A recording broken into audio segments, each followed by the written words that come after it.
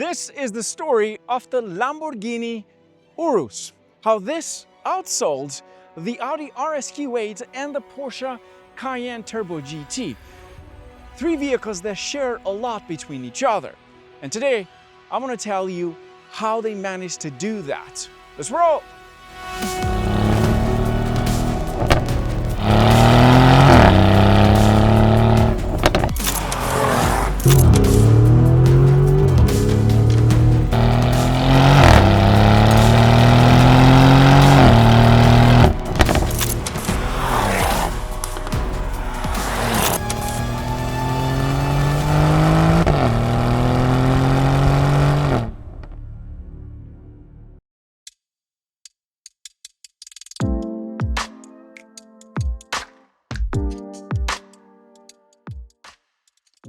Back in 2018, Lamborghini decided to introduce for the first time the Lamborghini Urus. Not its first SUV, because as we know, Lamborghini already made a crazy V12 army-built machine called also the Rambo Lambo, but this one was very different. See, it had a V8, it was twin turbo, and initially critics were very fast to judge this because it came from a company that made supercars. It wasn't known to make heavy family vehicles with tons of horsepower. But customers, on the other hand, were, take my money. Fast forward to 2025, this thing is outselling the Audi RSQ8 and the Porsche Cayenne Turbo GT, which initially, when I looked at the numbers, shocked me as well. But that applies mostly to North America. Seems like North Americans love this, especially in Toronto. I can count how many Audi RSQ8s I've seen the past 2 weeks, and it's probably one. But I can tell you the colors, the amount of different colors I've seen of this beauty, from the old model to this one. And of course, for 2025, this has received some changes. Like the first thing you notice is the front end. We've got better headlights, sharper headlights. The bumper is different. It also has this beautiful matte color, which is the easiest one to keep clean for some reason. It's just nothing sticks to it. It's really cool. We also have a new model, which is called Lamborghini Urus SE. And most people, when they see that badge on the side, they think it's called Special Edition, but it's not. This, it's called, in Italian, I'm gonna say this right, Speciale Elettrificata, which in English would mean Special Electrified Vehicle, which turns into a hybrid Urus. For the first time, they're introducing a fully plug-in hybrid Urus. Now, when you think of hybrid, the first thing that comes to mind is Mercedes going into a 4-cylinder hybrid engine, which is far from this beauty because unlike Mercedes, well, Lamborghini did the right thing. And what they did is they used the standard V8 now with an electric motor and battery, and you can plug it. It gives you about 60 kilometers on a single charge, which would be about 37 miles, which also means it's more fuel efficient, but it's also not available in the RSQ8 or the Cayenne Turbo GT, but eventually I'm sure they will offer something like that. Horsepower, this beauty makes about 800 horsepower with the electric motor. Without the electric motor, you're looking at about 670 horsepower, or 660, which is quite impressive. What's even more impressive is that you can do with that full charge up to 129 kilometers an hour. Yeah, which is really impressive. I've gone up to 100 kilometers an hour, 110, because that's our speed limit in Ontario, and I was pretty shocked that it could do that. And the range is pretty good. It also charges really fast if you keep it in recharge mode. We'll go into details on that, but most people that will own one of these, the last thing they're worried about is fuel efficiency, but what they should worry about is the HOV lanes. You see, because it is a plug-in hybrid, that means you get to go to the business meeting faster than everybody else because you can take this alone in the HOV lane with green plates. Pretty impressive. Moving on to the back side, which this part over here, in my opinion, is what makes this thing a better looking vehicle than the other two. The way it looks, the aggressiveness, and we've got like this Y-shaped taillight now. But Since we're talking about the letter Y, there are two forms of designs that sort of overtake this entire shape that combined make this car what it is. It's the letter Y and of course the hexagonal shape.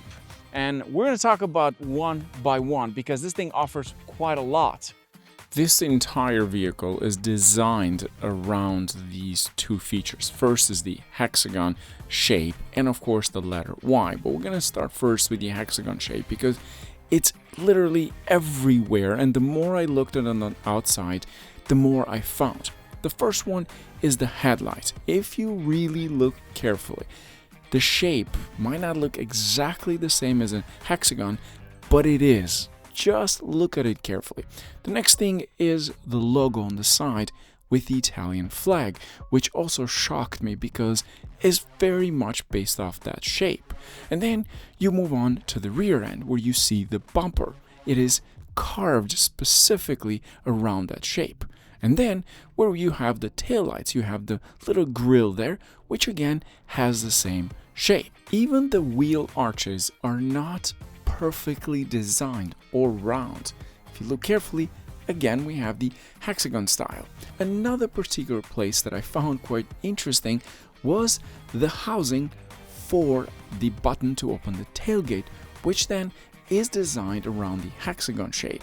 Even the design of the vehicle, if you look at it from the front, it kind of resembles a little bit the hexagon shape. I mean, this entire theme, it's all about the hexagon shape. And the more you look at it, the more you realize that they have been inspired by this shape. And then you go into the inside where you find more things. Like for example, the headrest have the similar design as well. You'll see more details one by one. I'll go through and show you all the little details because this car has quite a lot, and I absolutely love when automakers do this, when they include little things like that. It just makes the vehicle a bit more interesting. And then we jump onto the inside, which you're welcomed by a whole different experience compared to the Audi RSQ8 or the Porsche Cayenne Turbo GT, because they had to make it look differently. And then going back to the hexagonal shape and the Y letter, you'll notice that across the interior, like the air vents, the speakers on the side have the Y letters. We've got the stitching for the seats, the shape of the seats, the back of the seats, the little window off the seat as well has that similar shape. You see that everywhere. They have maintained that across the interior, but also on the exterior. What I love the most about this car, which I'm always obsessed about, is the carbon fiber. It's so freaking smooth, and the colors are so vivid for carbon fiber. I absolutely love the little details, and everything matches. Nothing is out of position or out of shape or something that there's a gap or any of that. You don't see any of that in here. There is something to be said about the build quality of this vehicle, which I think you couldn't find it in many other SUVs. Now, some people say that this does appear more like an Audi RSQ8. To me, there's nothing similar in here that matches that. But then you've got this portion over here for the climate unit, which is very similar to the rear side climate unit control. It's to that. But I love the little details, like even the door handle even the handle over here to open the glove box matches that shape, which again, it's something I love about this vehicle, is the little details. Now, the first thing that happens when you start the vehicle, especially the Urus SE, is you press the button and the vehicle goes into the hybrid mode. So you don't hear the engine unless you go all the way to sport, or if the battery is completely dead. But in this case, I do have about 30% of the battery, which means it starts right away into hybrid mode like every other hybrid vehicle. And it starts into this new digital screen now that it's new for 2025. And then we have another bigger screen in the center, which says, "Make this your Lamborghini." Love that. It also says Urus SE, so that people know this is not the standard Urus. Next thing you notice that we have this beautiful carbon fiber all the way across, the same thing onto the side. And for a nice treat for the passenger, it says Lamborghini right in here. What I do love about this vehicle on the inside is the little details. The hexagonal design, the shape, it's everywhere. The air vents that you see over here, Even this frame that you see for the infotainment display resembles that. Same thing for the air vent on that side on carbon fiber, and this onto this area. I love the little details, including the Lamborghini airbag badge over here. On top of that, if you look carefully, even the Italian flag has similar shape to that. And of course, more shapes over here matching that theme, the centerpiece for the cup holders and all these buttons that you see in here. And then we have this fighter jet style, which gives you over 11 driving modes, and it's pretty cool. So let me show you. First, we've got these driving modes on the side, which basically you've got your Strada, Sport, Corsa, opens up the exhaust, Sabbia, Terra, and Neve. Now that's for the normal driving modes. And then you go into this side is where the hybrid system can be controlled. So you've got the option to go fully electric, means you get to drive the car in battery if it is fully charged. And then if you go into, let's say, sport, you can do full performance, meaning that it gives you all the power it has and the battery must be charged, not fully charged, just above half. And then we have recharge mode, and then we have hybrid where it goes back and forth.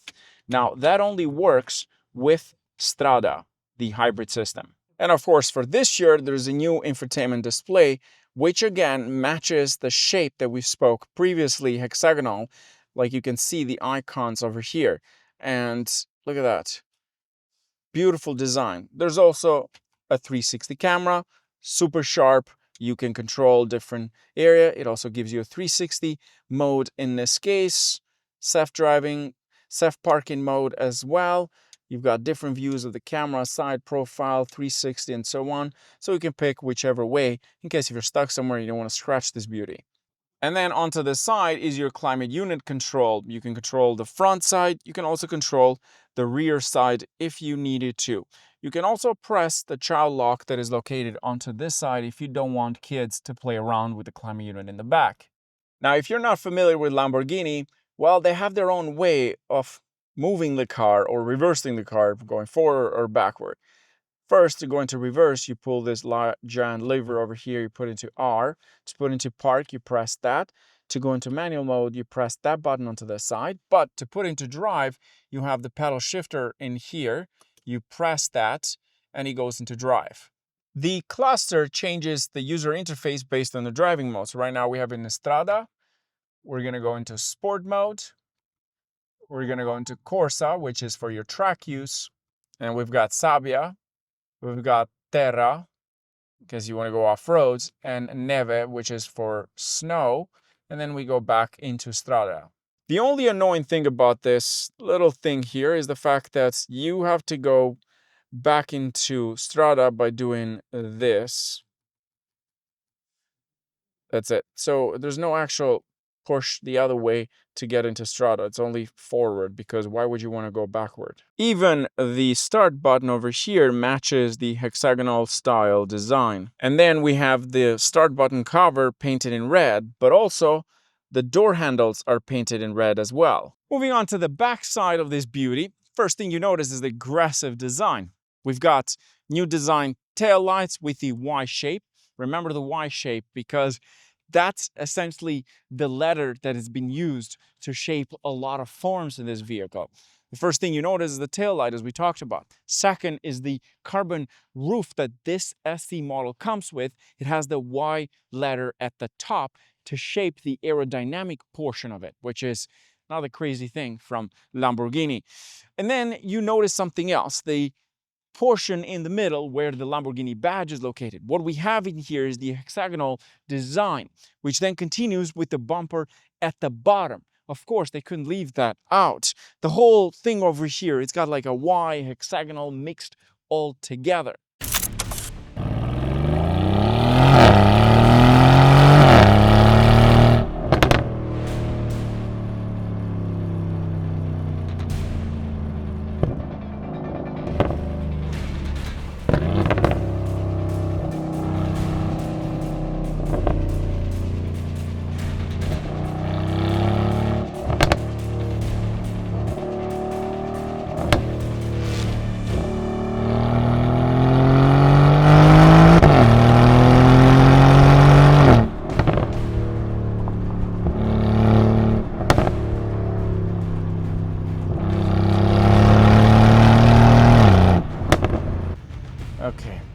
foot on the brake.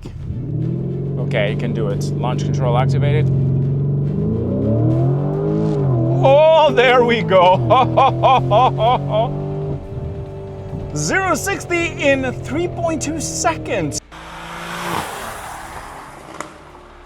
Close to 800 horsepower. This thing is insane. Oh, that sound. I gotta put it in manual mode because, oh, what a beast. I want this so bad. I really, really do. One of my favorite things with Lambos is the pedal shifters, because what I can do is put into drive into manual shifting. Like you can use the pedals to put into drive. You gotta shift before the 7,000, like way before, because the RPM on this thing goes so fast to 7,000 that you could be short shifting it. I was like, dips down. Oh, it's like you need to like exactly like 6,300 RPM, because when you tap the paddle shifter at 6,300 RPM, it goes before 7,000. It will reach. So you need to be ahead of it, because that's how much faster it goes to 7,000. There's so much power at top end on this beauty.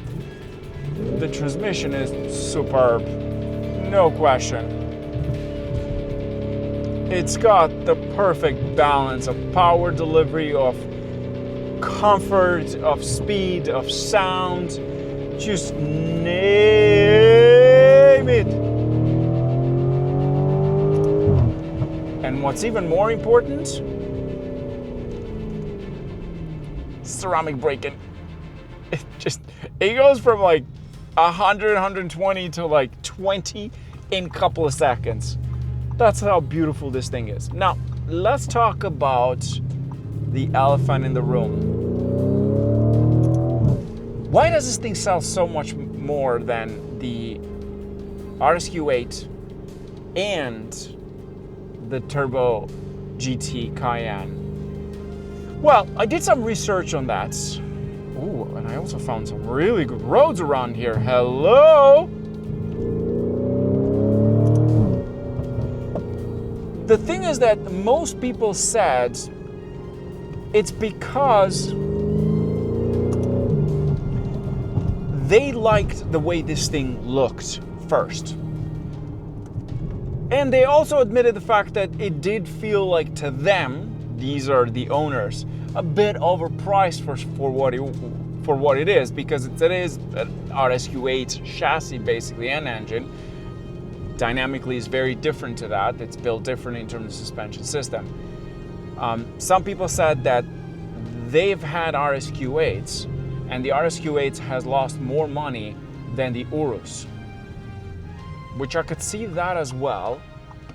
The RSQ8s are not as desirable as these.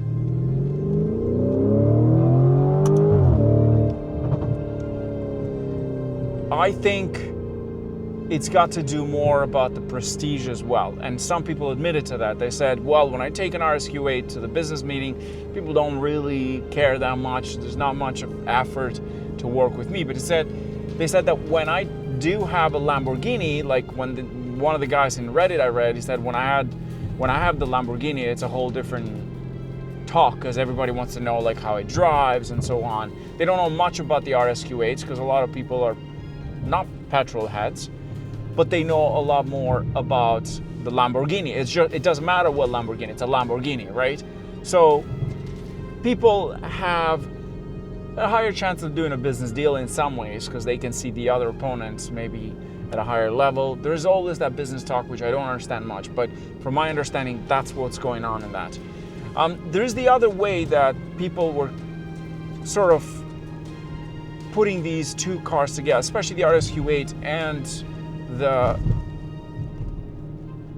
Urus, that they say that the Urus felt better at driving. They enjoyed more the Urus than they did with the RSQ8, which I have driven it, and I'll say this, the RSQ8 is actually very stiff compared to this. This is more enjoyable. And right now I have it in Corsa, which is essentially track mode. I'm gonna put into Strada, and it is a sweet car that you will absolutely love. Actually, I need to recharge this, so I'm gonna put it in recharge and have the engine on. But the suspension system is soft. The ride is not as stiff. It's got the perfect balance, and it doesn't feel like an SUV. It does not drive like an SUV. It's very similar to the Cayenne Turbo GT. It felt like a super SUV, a supercar style SUV. This is one step further from that, in my opinion. It drives different than that. The cornering, the handling, the body roll, you don't feel that at all in this vehicle. Like, you felt that a little bit in the RSQ8 in some cases. This doesn't. And this is also heavier because it's got the battery now. It also has the electric motor. So of course, it's not at the same level as a sedan or a supercar, but it's very, very close to that. That's what you want.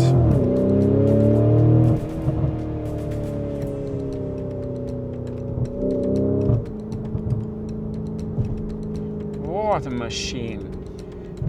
Does it make sense that they sold more of this than the Audi RSQ8? Absolutely.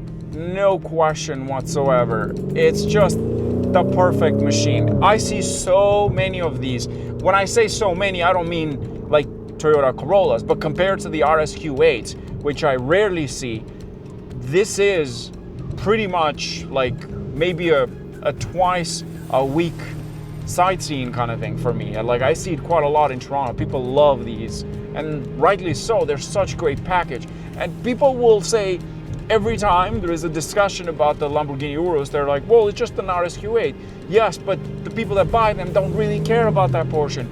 I mean, we can go down the road of the Aston Martin just being a Mercedes with different buttons inside. We can go into the McLaren side. You can do that for a lot of vehicles. You can also do it for Lamborghini themselves, the Revueltos and the rest of them. So it's like, we can go down that list and it can get pretty complicated. Personally, the way I see it, they've got a machine here that gives you so much for the money. Something that you're not gonna find in a lot of SUVs. And the fact that I don't see that many Puro Sangues out there explains that people love this thing more than that. It's also a lot more expensive. This in Canada will start about $300,000. In the US, they're looking about $240,000. But you get the best value out of your money for some reason. And you get the best value for your money because it will hold value as well, which is far better than you could say that for the Turbo GT.